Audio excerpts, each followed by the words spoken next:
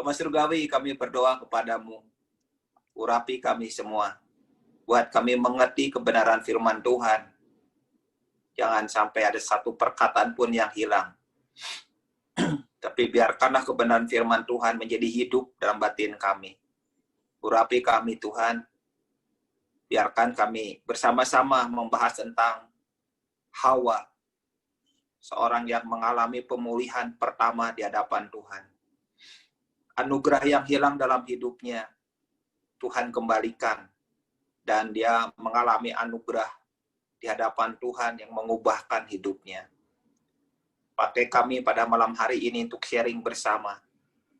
Urapi hamba-Mu ini ya Tuhan, di dalam nama Yesus. Amin.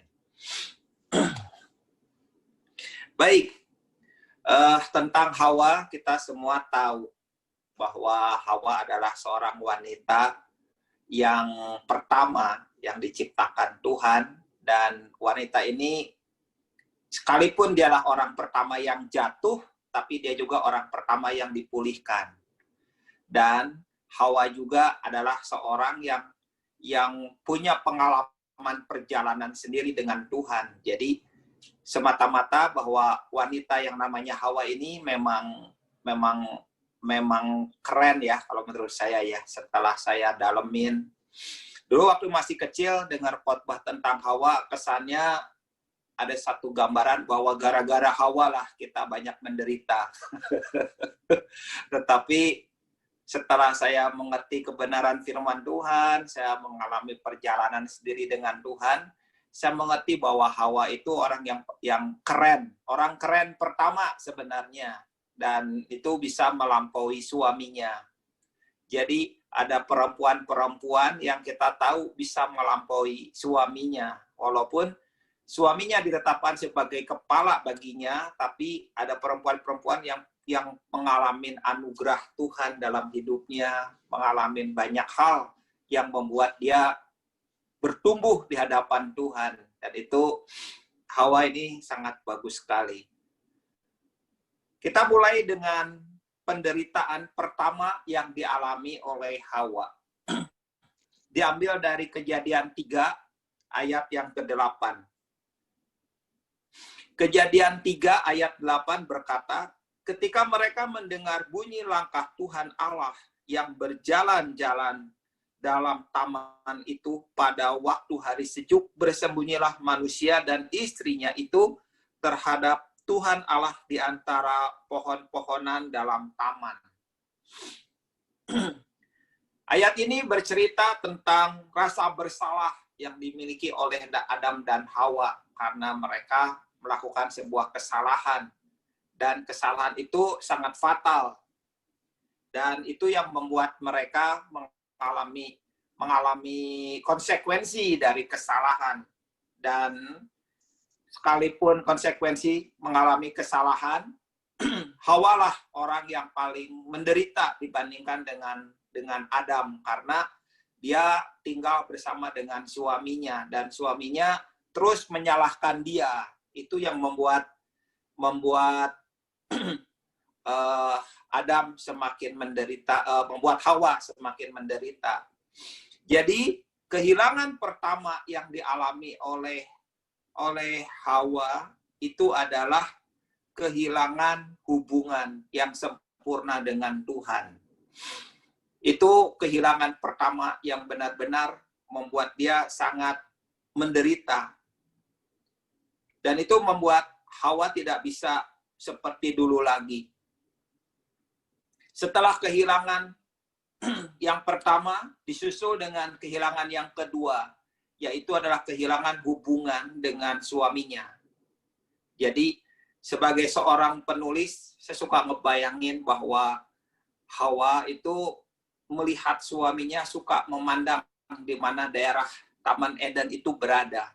Karena dia diusir oleh Tuhan, maka dia memandang suaminya selalu melihat ke Taman Eden. Dan Hawa menghampirinya, Hawa mendekatinya, Hawa juga mungkin dari belakang memeluk pinggang suaminya dari belakang, dan suaminya itu melepaskan pegangan. dia nggak mau dipeluk oleh Hawa. Karena suaminya penuh dengan kemarahan, suaminya penuh dengan perasaan bersalah juga, suaminya punya hubungan yang begitu konflik dengan dirinya sendiri setelah dia ada di luar Taman Eden. Tetapi Hawa melihat hal itu, dia menyadari bahwa Hawa kehilangan hubungan dengan suaminya. Mungkin di sebuah gua kecil, Hawa melihat bagaimana suaminya jadi pemarah yang dulunya lembut, yang dulunya penuh kasih sayang, yang dulunya sering banyak bercerita. Dia melihat bahwa suaminya menjadi pendiam, suaminya menjadi ketus, suaminya menjadi galak, suaminya menjadi seorang yang tidak pernah bisa didekati lagi. Dan seringkali suaminya suka banting-banting barang-barang yang ada di sekitar gua itu. Atau mungkin suaminya juga bisa pergi berhari-hari. Dan Hawa nggak punya tetangga, nggak punya siapapun yang bisa, nggak punya mertua di mana dia bisa ajak ngobrol, atau punya adik ipar, atau siapapun, dia hanya seorang diri di sebuah gua kecil. Dan suaminya setelah sekian hari pergi, tiba-tiba pulang, mungkin juga pulang dalam kondisi emosi masih berantakan. Dan itu hubungan yang cukup bisa bayangkan ya, keluarga yang punya hubungan suaminya berantakan begitu. Hawa juga punya memikirkan mana lebih baik, suaminya pergi berhari-hari atau dia bersama dengan suaminya. Satu sisi dia kangen sama suaminya, sisi yang lain kalau suaminya datang juga dia juga nggak bisa terima karena dia juga punya rasa bersalah yang tinggi. Jadi bisa bayangkan peristiwa itu sangat membuat menderita bagi Hawa. Apalagi setelah suaminya berantakan seperti itu, jadi nggak bisa. Itu terlihat sekali di ayat yang ke-11-12 ya. Ketika firman Tuhan, siapakah yang memberitahukan kepadamu bahwa engkau telanjang? Apakah engkau makan dari buah pohon yang kularang engkau makan itu? Ayat 12, suaminya itu menjawab, perempuan yang kau tempatkan di sisiku, dialah yang memberi dari buah pohon itu kepadaku, maka aku makan. Jadi ada satu perasaan bahwa suaminya itu berani mengorbankan wanita yang kau tempatkan di sisiku. Jadi benar-benar suaminya benar-benar menyalahkannya dan berani kehilangan istrinya. Kalau waktu itu Tuhan menghukum istrinya, tapi Tuhan tidak menghukum Adam, berarti waktu itu Adam ada di taman dan Hawa ada di luar taman. Dan selamanya nggak pernah bisa ketemu lagi. Tapi Tuhan berkata kepada suaminya, ya lu harus tanggung jawab sebagai seorang laki-laki. Dan itulah yang terjadi, hubungan yang cukup menderita, di mana hubungan suami istri tidak bisa sejalan, ada hubungan yang ngeganjel, baik di dalam hati suami maupun di hati istri. Seringkali juga luka yang disebabkan oleh suami atau luka disebabkan oleh istri itu luka yang nggak bisa gampang sembuh, gampang pulih, dan itu mengganggu hubungan dalam suami istri. Dan itulah yang terjadi tentang Hawa. Yang ketiga adalah kehilangan atau penderitaan yang ketiga yang dialami oleh Hawa adalah kehilangan tempat tinggal yang sempurna. Itu diambil di ayat 23. Ayat 23 menuliskan, lalu Tuhan Allah mengusir dia dari Taman Eden supaya ia mengusahakan tanah dari mana ia diambil. Jadi kehilangan tempat tinggal bagi seorang wanita tuh punya cerita yang berbeda dengan seorang laki-laki. Kalau seorang laki-laki kehilangan tempat tinggal, ya sudah, mereka pergi mengembara, nggak terlalu pusingnya itu nggak seperti dengan perempuan. Istri saya itu kalau sudah ibaratnya nggak ada air di rumah, waduh udah pusing, dunia seperti mau runtuh gitu, nggak ada air. Saya pikir banyak ya ibu-ibu ketika di rumah nggak ada air, wah itu pusing. Kalau laki-laki gampang, nggak ada air ya tinggal pergi, gitu kan. Tapi kan bagi perempuan beda, nggak sederhana seperti itu. Apalagi bagi Hawa ini kehilangan tempat tinggal yang sempurna. Itu satu tempat tinggal yang belum tentu bisa digantikan oleh tempat tinggal di mana dia mengalaminya lagi. Dan itu cukup menyedihkan ketika dia kehilangan tempat tinggal. Kehilangan yang keempat adalah kehilangan Habel. Anaknya dibunuh oleh Kain. Itu satu kehilangan yang membuat Hawa cukup menderita, di mana Kain membunuh adiknya. Kain melakukan satu hal yang membuat Adam dan Hawa pada hari yang sama itu bisa kehilangan dua anak. Yang pertama kehilangan Habel karena dibunuh oleh Kain, dan yang kedua Kain sendiri pergi dari hadirat Tuhan. Dari Kejadian 4 ayat 16 bahwa Kain pergi meninggalkan hadirat Tuhan. Itu cukup membuat Adam dan Hawa menderita. Kalau itu terjadi dengan hidup kita, bagaimana? Sebagai orang yang namanya Hawa, kehilangan 5 hal penting dalam hidupnya. Kehilangan hubungan dengan Tuhan, kehilangan hubungan dengan suami, kehilangan tempat di mana dia bisa tinggal nyaman, kehilangan anak kedua, dan kehilangan anak yang pertama. Itu cukup pukulan yang membuat Hawa benar-benar bisa terkapar. Tapi ajaib ya, orang yang namanya Hawa adalah orang yang pertama mengalami pemulihan. Saya suka membahas tentang tokoh. Hampir semua buku saya itu membahas tentang tokoh. Dan tokoh Hawa ini saya tulis dalam buku Bunuh Diri Rohani. Jadi dalam buku Bunuh Diri Rohani saya kupas tentang 5 penderitaan yang dialami oleh Hawa. Dan Hawa akhirnya dia mengalami pemulihan dengan Tuhan. Dia mengalami satu hal yang membuat dia benar-benar mengerti bahwa dia harus balik, dia harus rembut, dia harus mengalami kembali apa yang pernah hilang, dia harus mengalami kembali apa yang pernah dia punya, dan itu nggak ada lagi.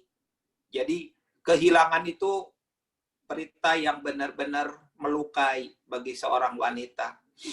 Istri saya dan saya itu seharusnya anaknya 6. Yang ada itu anak yang pertama dan yang ke-6. 4 anak keguguran setiap 2 bulan. Jadi bisa bayangkan ketika satu kali keguguran yang pertama, anak yang kedua keguguran, itu saya panik ya waktu itu. Dokter bilang, wah ini harus dikuret. Kita nggak siap gitu loh. Nggak siap. Dan pada waktu itu harusnya dikuretnya besoknya, karena malamnya kita dapat kabar bahwa ini janin sudah nggak ada. Akhirnya saya bilang, enggak lah, kita harus cari ke dokter yang lain. Dokter yang lain juga mengatakan ini udah meninggal. Jadi harus dikuret. Akhirnya seminggu kemudian, lalu ada satu dokter bilang, ya udah tunggu seminggu lah, tapi bed rest katanya. Itu hanya bikin perasaan nyaman aja, padahal itu tetap harus dikuret. Akhirnya yang pertama dikuret. Yang kedua, keguguran yang kedua juga sama ya. Kita juga mengalami perasaan hilang yang kedua. Perasaan hilang kedua itu juga yang anak ketiga itu keguguran. Jadi satu kali saya ada di satu undangan, konsumen saya bikin satu acara pesta pernikahan, dan waktu itu saya senang bayi, saya senang anak. Jadi waktu lagi undangan, ada seorang teman bawa anaknya, saya gendong. Dan saya gendong gitu kan, karena mungkin anaknya masih sekitar 1 tahunan, saya gendong gitu. Dan saya cari, mah ini lucu mah, saya bilang. Dan saya tanya, saya cari dan tidak ada. Bisa bayangkan di suatu undangan, standing party, orang begitu banyak, dan saya cari istri saya. Dan nggak mungkin istri saya kok tiba-tiba hilang. Nggak mungkin tiba-tiba dia pergi ke kamar mandi nggak bilang, itu nggak mungkin. Dia nggak punya gaya seperti itu. Tapi saya juga harus mencarinya. saya telepon dia, nggak diangkat, dan nggak mungkin juga ditelepon karena suasana begitu berkecamuk orang. Dan saya juga nggak mungkin masuk ke kamar mandi wanita cari istri saya. Jadi saya benar-benar panik waktu itu. Akhirnya saya keliling. Saya melihat, akhirnya saya keluar. Di luar ternyata ada istri saya lagi nangis di bawah pohon. Saya ngerti gitu artinya kehilangan, dan peristiwa itu membuat saya jadi makin memahami istri saya. Itu nggak gampang ya, keguguran yang kedua. Dan pada waktu itu berapa kali sepupu juga punya anak, saya dengan sekeluarga tuh sebenarnya sudah siap tuh masuk ke rumah bersalin sama ibu dan anak gitu di Bandung, di Melinda. Waktu itu harusnya kita belok kanan harusnya. Tetapi karena tiba-tiba istri saya duduk di sebelah saya yang nyetir, saya pegang tangan saya ngerti. Walaupun dia nggak bilang apa-apa. Akhirnya yaudah kita belok kiri dan kita jalan-jalan aja. Walaupun kita mau berkunjung ke tempat saudara yang melahirkan, nggak gampang. Buat orang lain nggak ngerti, ya mereka bertanya, kenapa kok saya nggak datang, gitu kan. Tapi setelah sekian lama, akhirnya saya jelasin bahwa kami keguguran 4 kali. Dan itu nggak gampang. Jadi perasaan kehilangan itu cukup membuat saya dan istri saya memahami arti sebuah kehilangan. Dan kita juga mengerti arti sebuah yang hilang dikembalikan tuh ngerti. Terus keguguran yang ketiga juga terjadi cukup menghantam ya. Keguguran yang ketiga, dan waktu itu kita nggak sulit untuk menjelaskan keguguran yang ketiga sampai keguguran yang keempat. Yang paling menarik di keguguran yang keempat sebenarnya. Waktu itu entah dalam mimpi, entah dalam penglihatan, istri saya lagi pagi hari, dia lagi saat teduh, lagi sembahyang gitu, lagi nyembah Tuhan. Tiba-tiba Tuhan Yesus datang dengan bawa seorang anak perempuan. Dan anak perempuan itu wajahnya seperti anak saya yang pertama. Dan tiba-tiba Tuhan Yesus menghampiri istri saya, dan dari tangannya itu seperti menyiuk ke dalam perut, dalam kandungan, sehingga bayi itu ada di dalam tangan Tuhan. Dan Tuhan Yesus akhirnya pergi dengan senyum. Waktu itu istri saya tahu bahwa Tuhan Yesus ambil anak yang kelima itu, berarti keguguran yang keempat. 1 minggu sebelumnya waktu saya bawa ke dokter itu kandungannya oke. Tapi karena latar belakang keguguran 3 kali waktu itu, jadi dokter itu menyarankan untuk ambil tindakan setiap hari itu suntik di bagian pusar. Jadi saya harus suntik 1 hari, disuntik supaya pengencer darah gitu. Saya waktu itu cuma beli 7 dulu, karena saya pikir minggu depan saya harus ke dokter lagi periksa.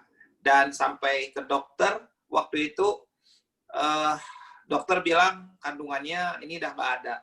Lalu dok, kan kemarin kita baik-baik aja ya. Tapi ya dokter coba angkat tangan.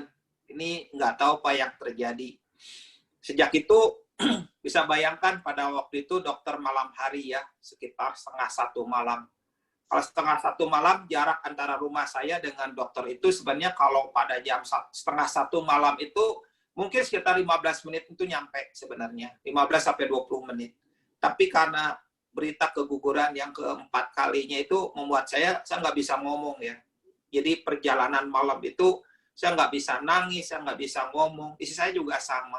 Jadi perjalanan itu mungkin sekitar 40-50 menit sampai rumah. Perjalanan yang begitu lambat sekali. Dan itulah yang terjadi gitu kan. Dan ya sudah, akhirnya kami pergi ke Singapura. Sampai di Singapura ini janin sudah mati. Dan kalau janin 2 bulan dalam kandungan mati, harusnya nggak dikiret, kata dokter Singapura. Itu akan keluar dengan sendirinya, dan itu terjadi. Jadi istri saya tuh 4 kali keguguran, 2 dikuret, 2 keluar dengan sendirinya, dan setelah keluar dia pergi ke dokter, diperiksa, kalau itu bersih udah beres. Jadi nggak gampang untuk ambil keputusan di kuret gitu. Kalau dokter Bandung bawaannya pengen kuret karena mungkin ya itu penghasilannya besar gitu kan. Mungkin juga dokter Indonesia begitu. Tapi kalau dokter Singapura enggak. Jadi kami ngerti artinya kehilangan. Jadi ketika saya ngebahas tentang Hawa, bukan saja dia berbuat salah, tapi juga Hawa menderita kehilangan. Itu benar-benar kami rasakan. Terus satu kali ya, waktu itu kami liburan di Bali. Berapa hari libur di Bali, dan jadi merasa badan nggak enak. Padahal dia diving, dia naik banana boat, dia dan sebagainya. Kalau saya ngetik, ya kalau istri saya diving sama Joel, anak yang pertama, saya ngetik aja, saya bilang kalian aja yang diving, kalian yang macam-macam lah. Saya ngetik aja di pinggir pantai gitu kan. Begitu awal persekutuan waktu itu ya, pertemuan persekutuan pertama, waktu itu belum pada datang. Kita lagi duduk diam tenang gitu. Terus Tuhan bicara kepada istri saya bahwa kamu sedang mengandung anakmu laki-laki dan beri nama dia Ezra. Dia nggak bilang. Akhirnya besoknya dia tes kehamilan dan positif. Saya yang tegang gitu kan, karena waduh, keguguran 5 kali berarti. Yang itu 4, tapi saya gemeter. Jadi saya tiap hari saya berdoa, saya ajak anak saya, ayo kita berdoa. Dan menjelang 2 bulan makin deg-degan karena pengalaman anak-anak yang sebelumnya itu tiap 2 bulan itu keguguran, dan akhirnya 2 bulan positif bagus, dan istri saya mau ke dokter itu bulan ketiga baru periksa ke dokter, dan kata dokter oke. Jadi kalau awal-awal bulan ke dokter 1 bulan 1 kali, kalau saya 1 bulan 2 kali. Dokternya kaget, oh kenapa? Nggak apa-apa dok, kami orang rajin, saya bilang. Jadi saya sebulan 2 kali. Harusnya sebulan 2 kali, saya sebulan 3 sampai 4 kali. Yang seharusnya seminggu 1 kali, saya seminggu 2 kali. Saya betul-betul bilang ke dokter, dok, kami orang rajin gitu. Dan saya mengalami Tuhan. Saya mengerti artinya kehilangan, dan saya mengerti anugerah yang dikembalikan oleh Tuhan. Saya mengerti. Dan nama Ezra itu diberikan sama Tuhan. Terus 1 kali saya lagi nyetir pulang kerja waktu itu, saya katakan Tuhan, nama Ezra. Yang satu panjangnya nama Ezra apa gitu. Lalu Tuhan bilang ke saya, Tuhan berkata, apa yang kamu alamin hari ini? Saya katakan Tuhan, saya mengalami penyediaan Tuhan, saya mengalami penyertaan Tuhan, saya mengalami pewahyuan dari Tuhan. Terus tiba-tiba saya, karena hari-hari itu saya banyak merenungkan tentang Abraham di Moria, tentang Jehovah Jireh. Akhirnya disitulah nama Ezra jadi Ezra JG. JG itu singkatan Jehovah Jireh. Dan perjalanan saya waktu itu karena nggak mules-mules ya, kelahiran Ezra nggak mules-mules. Di tengah jalan waktu itu saya lagi beli sabun, beli odol gitu kan, sambil jalan tiba-tiba Tuhan bicara, dan saya sampai nangis di pinggir jalan gitu. Saya nangis di pinggir jalan sambil pegangan pohon di sekitar waktu itu. Saya nangis. Tuhan bilang, nama itu aku beri, nama itu aku beri, dan aku yang akan mengisi hidupnya. Itu membuat saya benar-benar ini ya, terharu ya dengan pekerjaan Tuhan. Jadi kalau Hawa mengalami kehilangan berkali-kali, saya juga sekeluarga mengalami kehilangan berkali-kali. Dan Ezra akhirnya lahir, dan ya bersyukur ya. Jadi apa yang artinya hilang, itu Tuhan kembalikan. Jadi Tuhan memulihkan Hawa dengan mengembalikan apa yang pernah hilang. Apa yang Tuhan lakukan kepada Hawa di dalam Kejadian 4 ayat 25a. Kejadian 4 ayat 25a. Ayat ini menuliskan tentang Adam bersetubuh pula dengan istrinya. Lalu perempuan itu melahirkan seorang anak laki-laki dan menamainya Set. Sebab katanya Allah telah mengaruniakan kepadaku anak yang lain sebagai ganti Habel. Sebab Kain telah membunuhnya. Jadi Cepat atunya. Jadi Hawa memberi nama kepada anak yang ketiganya itu Set. Artinya pengganti. Karena dia sedang berkata kepada Tuhan, Tuhan, apa yang telah aku hilang dalam hidupku, biarlah Engkau ganti. Jadi nama Set itu merupakan suatu ekspresi di hadapan Tuhan. Bahwa Tuhan akan mengembalikan hubungannya dia dengan Tuhan. Hubungan yang pernah hilang. Hubungan dengan suaminya yang pernah rusak. Tuhan akan kembalikan. Tuhan juga akan mengembalikan rumahnya. Kediamannya. Tempat dia bisa tinggal, di mana dia bisa bersekutu, di mana dia bisa hidup, di mana dia bisa merasakan keamanan dan kenyamanan. Dia merindukan itu di hadapan Tuhan. Dan dia juga memberikan nama Set sebagai nama pengganti, supaya dia juga mengalami apa yang hilang. Habel, yang anak yang sungguh-sungguh, yang menyembah Tuhan, yang mengasihi Tuhan, yang menjadi pahlawan iman pertama, itu juga dikembalikan. Jadi anugerah yang hilang dalam hidupnya Hawa kembali dipulihkan, kembali dia miliki. Hari ini banyak orang nggak seperti itu. Banyak orang kehilangan banyak hal dan belum tentu yang hilang itu bisa kembali. Banyak orang hari ini menganggap bahwa yang hilang itu ya hilang. Yang hilang itu tidak akan pernah dipikirkan akan kembali. Tetapi belajar dari Hawa. Wanita ini diubahkan Tuhan. Wanita ini mengalami banyak hal dari Tuhan. Sehingga Hawa menjadi seorang yang dipulihkan. Menjadi seorang wanita yang diubahkan. Menjadi seorang wanita yang punya satu perjalanan sendiri dengan Tuhan. Menjadi seorang wanita yang penuh dengan anugerah Tuhan. Dan bicara tentang Hawa, saya makin ngerti. Saya punya rasa hormat yang tinggi kepada Hawa setelah saya menjalani sebuah perjalanan. Artinya apa yang hilang dalam hidup saya juga Tuhan kembalikan. Dan itu sangat luar biasa. Tuhan suka untuk mengembalikan apa yang hilang. Tuhan suka menumbuhkan kembali apa yang pernah kita miliki. Tuhan juga membangun di tengah puing-puing kehidupan kita. Dari puing-puing kehancuran, dari puing-puing keremukan, dari puing-puing apapun yang rusak, Tuhan membangun kembali. Dan Hawa kalau hari ini bisa bersaksi, dia akan bersaksi kepada banyak wanita bahwa kesalahan yang dia perbuat atau segala sesuatu yang menghancurkan itu bisa pulih, itu bisa dikembalikan Tuhan. Dan nama Set sebagai nama pengganti itu bercerita bahwa Tuhan mengganti semua yang hilang dalam hidupnya. Luar biasa kalau kita belajar bahwa Tuhan itu adalah pribadi yang mengembalikan apa yang hilang. Saya mengalaminya.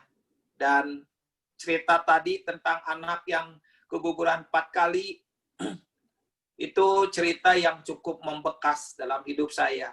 Tadi pagi saya jalan pagi dengan teman-teman, kita naik gunung, hiking. Di tengah jalan kita ngobrol, karena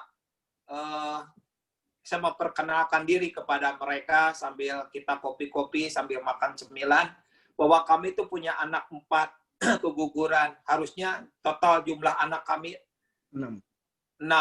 Dan itu cukup ya, membuat teman-teman tertegun, perjalanan bersama Tuhan, bagaimana mengembalikan apa yang hilang. itu menjadi sebuah kekuatan. Tuhan memulai banyak hal dalam hidup setiap kita, tetapi seringkali kita yang tidak bisa memulai dengan Tuhan. Tuhan yang memulai dengan segala sesuatu dalam hidup kita, tapi seringkali kita merusak dengan apa yang segala sesuatu yang telah Tuhan mulai. Setelah Hawa mengalami banyak masalah dalam hidupnya, disitulah Hawa mengerti betapa berharganya setiap anugerah Tuhan. Dan saya juga sekarang sangat menghargai anugerah Tuhan. Apapun yang Tuhan perbuat, apapun yang Tuhan berikan, apapun yang Tuhan kerjakan, saya menghargai dan menghormatinya. Dan saya juga lihat istri saya juga begitu ya. Saya lihat istri saya begitu menghargai dan menghormati setiap anugerah yang Tuhan beri, karena memang kita pernah melewati sebuah perjalanan yang cukup melukai, cukup mengerti bahwa kehilangan itu sebuah peristiwa yang cukup melukai dan cukup membuat kami menderita. Dan apa yang telah kami hilang, yang telah kita punya itu hilang, Tuhan kembalikan. Saya benar-benar menghargainya. Saya menghormatinya. Jadi seringkali banyak peristiwa, banyak kekacauan, banyak ketidaksinkronan dalam keluarga, itu disebabkan karena tidak punya rasa hormat, tidak punya rasa menghargai. Satu kekuatan yang besar dari rasa hormat dan rasa menghargai itu kekuatan yang sangat besar sekali. Saya punya rasa hormat dan rasa menghargai kepada Sieni, istri saya. Kemarin kami anniversary tanggal 27 Agustus, 20 tahun pernikahan kami. Nggak kerasa. Dan sepertinya kita baru berapa tahun saja pernikahan. Saya makin ngerti bahwa kenapa Alkitab bilang bahwa suami yang takut akan Tuhan, istrinya seperti pohon anggur, dan anak-anaknya seperti tunas pohon zaitun di meja makan. Saya ngerti bahwa pernikahan yang Tuhan bangun itu bukan pernikahan yang kita mau. Seringkali kalau pernikahan yang kita mau itu pernikahan yang dimana ego kita, dimana kamu menghargai saya, kamu harus begini atau sebagainya. Dari pihak istri juga begitu. Tapi sekarang ya, 20 tahun pernikahan, saya begitu bersyukur sekali dengan apa yang Tuhan kerjakan, dengan apa yang Tuhan bangun. Pernikahan kami menjadi pernikahan yang seperti pohon anggur ya. Pohon anggur yang memabukkan. Ada satu sikap yang tumbuh dalam hati saya sebagai kepala keluarga, dan saya juga lihat di dalam hati Sieni juga dia punya satu hati yang berbeda, dan itu membuat kami berjalan sebagai keluarga yang jauh dibandingkan dengan tahun-tahun yang sebelumnya. Dan sekaranglah saya mengerti bahwa anugerah yang hilang itu Tuhan kembalikan dan Tuhan lipat gandakan. Itu ajaib, dan saya melihat Tuhan bekerja ya dalam hidup istri saya. Tuhan hadir dalam hidupnya, Tuhan nyata dalam hidupnya. Dan kami sering sharing, kayak contoh kemarin karena kami barusan pindahan kantor, kita harus ngatur, harus minta izin domisili untuk ketemu untuk pembuatan itu tentang pajak, tentang PKP gitu, itu harus ada izin domisilinya, dan dia harus ketemu dengan kepala desa, dan dia ceritakan semua masalah-masalahnya, karena kelihatannya kepala desa ingin menggigit dia gitu supaya dapat uang dan sebagainya. Tetapi istri saya cerita, ayo mah kita doa, dan kita nggak pernah mau kasih uang, walaupun kelihatannya mereka ingin minta uang, tapi kita nggak pernah mau seperti itu. Dan kita berdoa. Dan kemarin malam, dia cerita ke saya bahwa, puji Tuhan, surat keterangan domisili sudah ada, yang dari tadinya si kepala desa ingin macam-macam, akhirnya si sekretarisnya telepon, kenapa nih kok belum diambil? Lalu si kepala desa tadinya minta supaya bikin surat keterangan karena tempat yang kami gunakan itu bersinggungan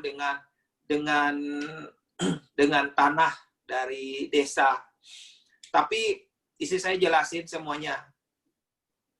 Dan surat keterangan itu nggak perlu tanda tangan. Dan waktu saya baca surat keterangannya, itu aneh. Sangat aneh surat keterangannya, seperti ngada-ngada. Tapi kita melihat kemarin Tuhan bekerja. Dan ketika Tuhan menyatakan sesuatu di hati saya, dan di hati istri saya mengatakan, saya nggak perlu tanda tangan. Dan engkau akan menerima apa yang harus kamu terima. Dan kemarin di telepon, dan surat domisili itu dapat tanpa 1 rupiah pun.